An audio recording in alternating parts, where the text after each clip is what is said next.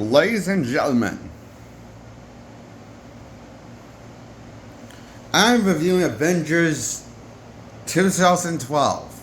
It's aggressively stupid of a flick. Embraces this. I give it a 8 points out of 10 points for being poorly edited and aggressively stupid. Was having very little depth and character depths moments sprinkled in throughout the film. But it just, who needs character motivation or depth when we have action and comic book action, explosion and shit?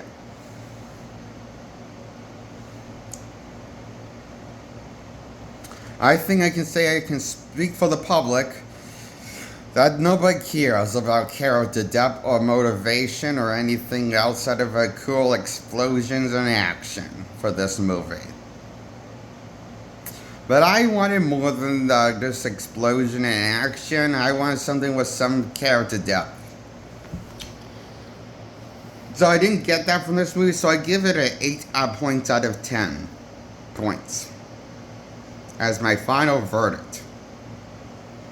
This movie was fun and all, and I think it's this and The Incredible Hulk's the best Marvel movie of all time in their sacred timeline. So this movie was fine, mediocre, but it doesn't get me on board for wanting to see a franchise with these characters. You know, a long franchise. Maybe one outing, but not a sequel or a franchise. With this team of the Avengers. I appreciate that the fan service towards this movie was trying to cross between Ultimate Avengers and 616 Avengers with this new Avengers generation reboot. Try and make them a combination of two different iconic versions of the Avengers, the Ultimate versions and the 616 Avengers from the comics. So they tried to make the best of both, and the only problem is there's no meat in the pie. There's no cake in I meant to say there's no cake underneath the frosting of this movie. This movie's all flashy and effects, and no heart or drama that's pulling this movie together that could be the driving force of this movie. I hear this movie shot those shot scenes like that, but Joss Whedon edited all of that stuff out, the heart of the movie, because he figured the general audience wouldn't want to see this movie if it had heart.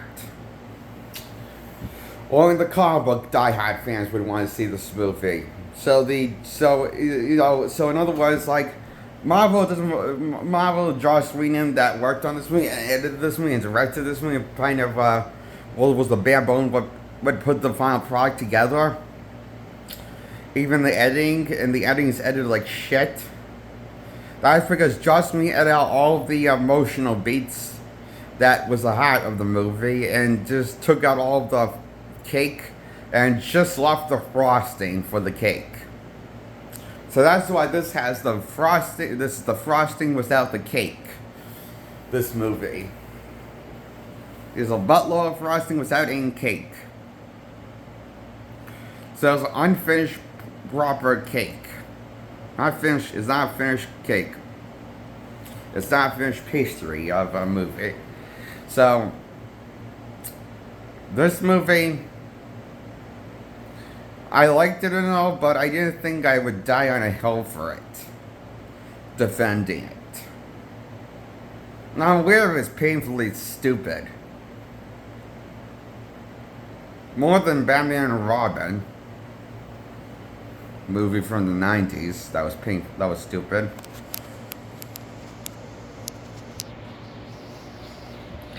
You know,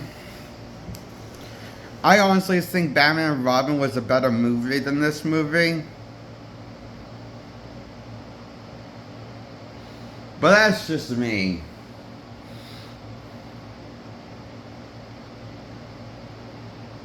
I could give this a 10 out of 10 because I think Scarlett Johansson is the most sexiest dynamite thing in this movie.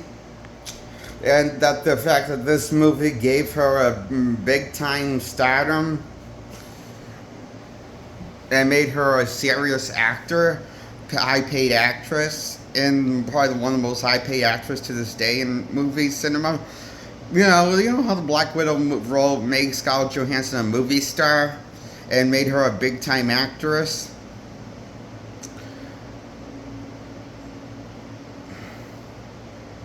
I will say that's one good thing about this movie, but at what cost?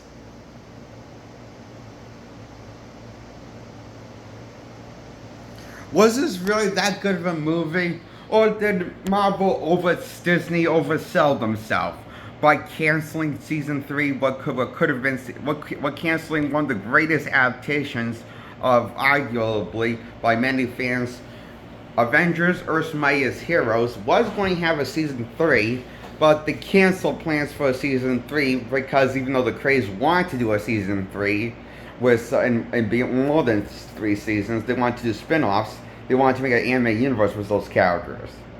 But because Marvel Disney basically said no, they don't want like people have people remembering those best versions of the Avengers, and they didn't want those Avengers to overshadow this movie. So that's why we got Avengers: Earth's Mightiest Hero canceled. Because Marvel didn't want this movie to get overshadowed by the better adaptation of the Avengers, the show. Where have I heard something like this similar before? Oh yes, the last Airbender movie that M. Night Shyamalan made. You know how that movie came out when season 4 got canceled for the original show Last Airbender? That's right, they were going to do a season 4 of Avatar: The Last Airbender and wrap everything up with the loose ends that were in season 3. Like with the way about Zuko's mother, the most biggest cliffhanger of all. Like they were going to explore that in season 4 and wrap the whole franchise up with the season 4, but it got cut short. It got canceled. Nickelodeon Paramount said, "No, we don't want you to do that. We're going to reboot it with a live-action movie that by M. Night Shyamalan because we don't want you overshadow the movie. We want you to not just make any more content for us and just retire from the franchise." And so they did. And M. Night Shyamalan made a buttload of zero money on that movie because that movie flopped. Then entering The Legend of Korra, that came out roughly around the same time period as M. Night Shyamalan movie came out and flopped to the box office and physical media. Didn't do well on physical media either once it got to home video. And then you got The Legend of Korra, which was a sequel series to the original Last Airbender show.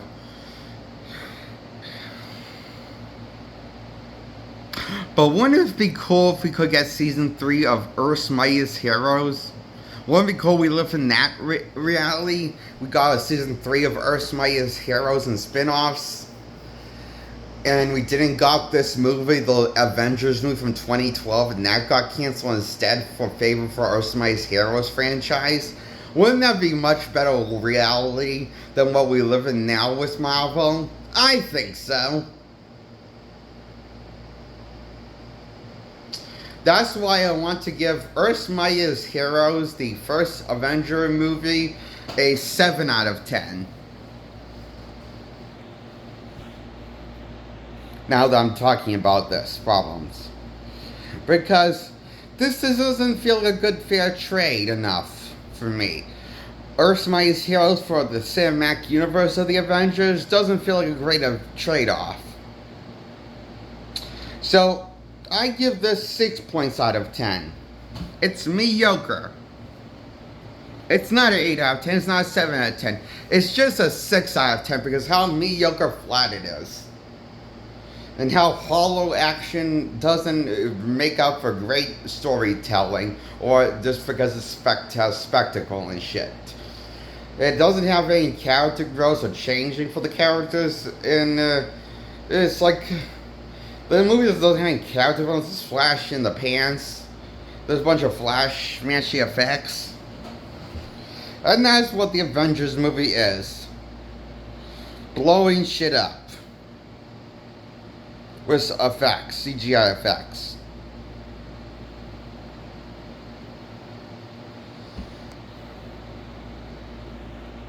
That's why I give it a 6 points out of 10. Now I'm talking about Iron Man 1. I give it a 6 out of 10. Because it's mediocre. Iron Man's the least likable compared to what he'll be in the sequels. A punchable, unlikable prick. Starting with Iron Man 2, and then we have, but what we had, Scarlett Johansson to put him in his place was witty humor. To get him to shut up and put him in his place in Iron Man 2. We don't get that luxury in Iron Man 3. He's just full on a Perry douchebag Iron Man of himself. So, Iron Man 2 and Iron Man 1, I give both 2 out of points. I give both 2 of them. Iron Man 2, first 2 Iron Man movies, I give them 2. A 6 points out of 10 points.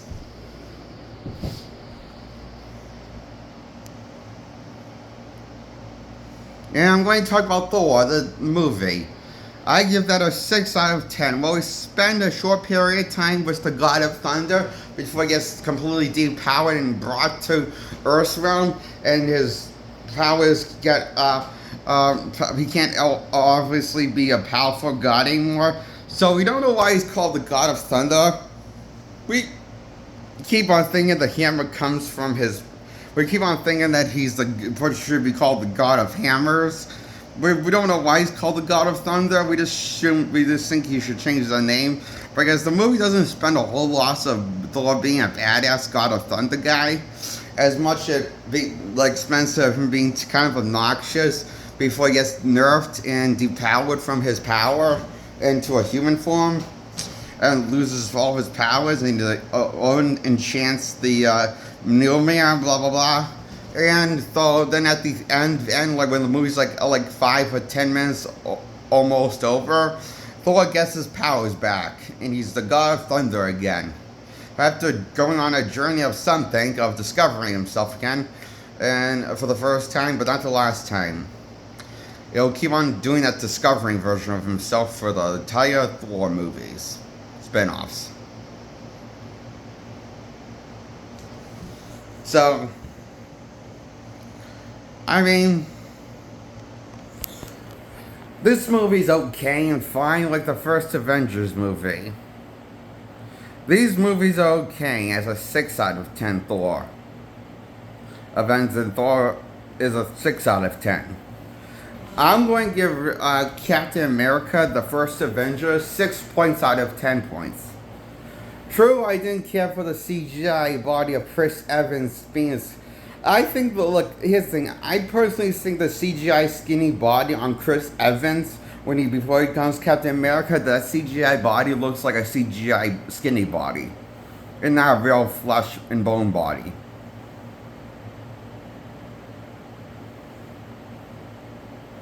And it's kind of sad because that's the majority of what we have him working with before he gets the Super Soldier Serum and as Captain America. And then, the first half of the movie is him being a skinny loser. The second half of the movie is him being Captain America after getting the Super Soldier Serum. And, granted, we got a great portrayal of the Red Skull by Hugo Weaving. And we got a cool-ass portrayal of Captain America brought to live action, a version of his costume in live action when he gets to upgrade his suit from his prototype suit. His prototype suit is ironically just the Captain America costume from the comics from 616 universe, but we got upgraded suit that's supposed to be like have like it has Captain McCullough costume, but it's like designed with army material, and it looks cool. I kind of wish this movie, when he got the Captain America costume, didn't do a montage, but just showed a bunch of action scenes instead, without putting into a montage. Like, I kind of wish we got Captain America in action that wasn't in a montage flash. But no, we got montages, Captain America and flashpoints. But we never get really cool action with Captain America. We didn't get cool action in still on Captain America before Captain America the Winter Soldier. I mean, yeah, we got cool Captain America action in this movie, but it's in the brief flashes moments and in a montage moment when we see him kicking ass.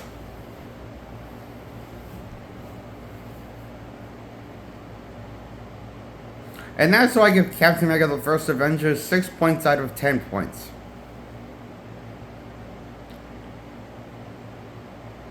You know what was funny? We never got a Hawkeye solo movie in Phase 1 or a Black Widow solo story. But we got 2 Iron Man solo stories, 1 Captain America solo story, and 1 Thor solo story in Phase 1 before they come together in the Avengers movie. All of them.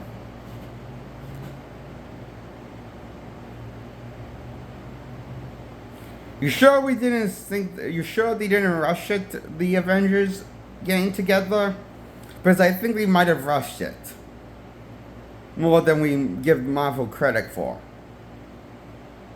I mean, heck, they didn't rush it like Zack Snyder did, but, it's not that far off than rushing it like Zack Snyder did with the Snyderverse, bringing the heroes together. I mean, one could defend the Zack Snyder's Justice League that says they did get such a good job showing like layers of each Justice League member, saying both. The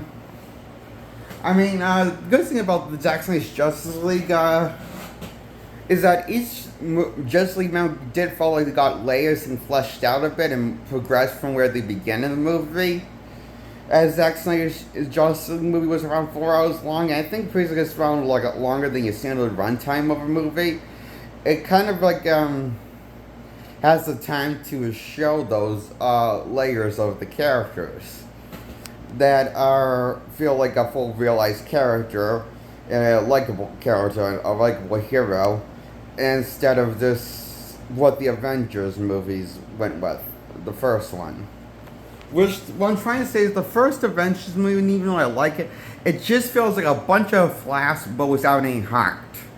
It just feels, what I'm trying to say is, it feels, the first Avengers movie, even though I liked it, I like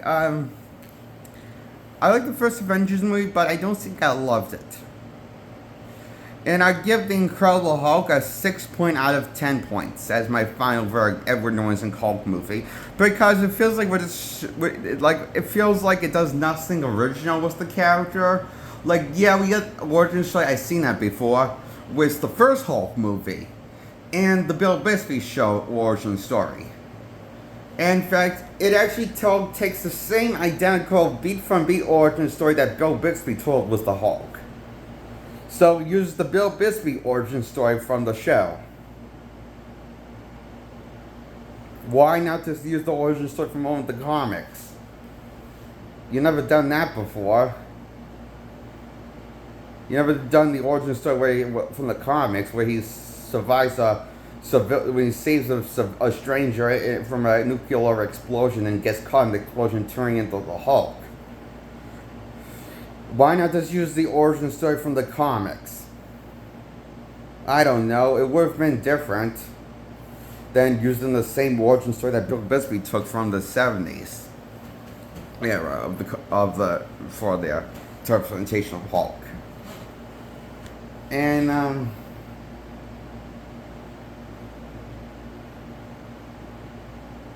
Hulk has a cool design and all. He's a cool brawler, a strategist in the first Hulk movie. Then that kind of gets retcon in Avengers because he's just a brute, angry, mindless monster that comes across as at first, and then he likes the Avengers and save Tony Stark and stuff. But I couldn't help but feel like the same. I feel like Hulk and all the Avengers run. I feel like they kind of were forced into the plot of the Avengers. And it's funny because the Avengers movie don't really have a plot. They just have a idea of a plot, but not really like a cool villain that's smart or Loki is just an idiot as a villain. His idea was just to piss the Avengers off. Hopefully, he could come up on top and win the day and rule everyone. That's the stupid plan. Even Tony says it is. So, what have we learned about Marvel movies from Phase 1? This is the best Marvel has gone in, and they haven't gone in a better phase. They haven't made a better phase to this day since they finished Phase 1 and made Phase 1 from 2008 to 2012. Wrapped up with the first Avengers movie.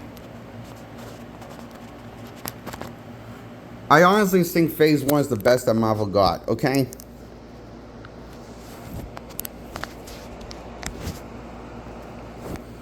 So the best that Marvel's got is Phase 1. Unfortunately,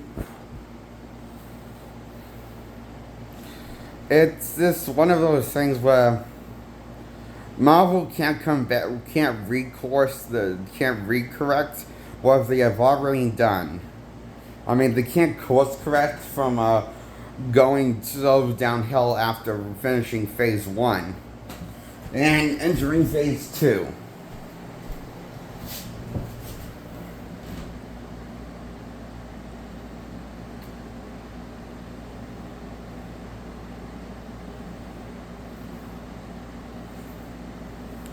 So that's why I give all movies from Phase 1 6 points out of 10 points.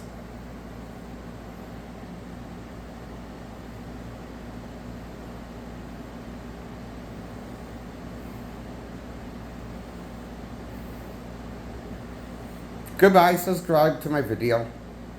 Grow my subscribers, grow my likes, my audience. I'm Jake Allen Graham, and goodbye.